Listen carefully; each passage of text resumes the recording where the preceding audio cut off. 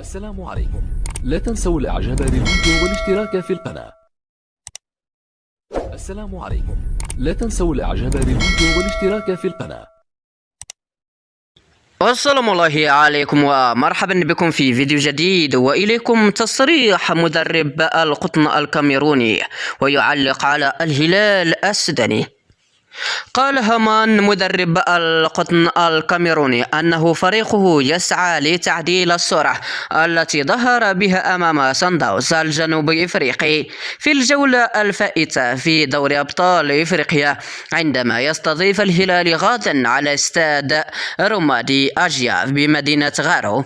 وأضاف هامان خلال المؤتمر الصحفي الذي تبعه صدفوت أنه لاعب ارتكبوا العديد من الأخطاء في الجولة السابقة بسبب عدم تعويدهم على اللعب في مرحلة المجموعات بدوري أبطال.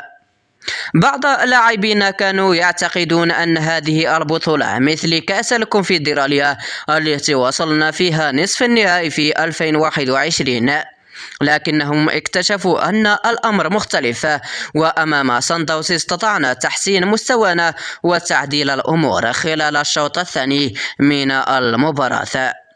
وعن فريق الهلال قال مدرب القطن: لقد شاهدت الهلال أمام الأهلي، إنه فريق قوي ويضم العديد من لاعبين المنتخب السودان، مشيرا إلى أن فريقه يدخل اللقاء وهو غير مرشح للفوز، لكنه سيعمل لتحقيق الانتصار وضع أول 3 نقاط في رصيده. هذا ما قاله المدرب القطن الكاميروني في تصريح المؤتمر الصحفي اليوم قبل مباراة غد الجمعة أمام نظيره الهلال السوداني. دمتم في رعاية الله وحفظه، وأتمنى لكم كل خير.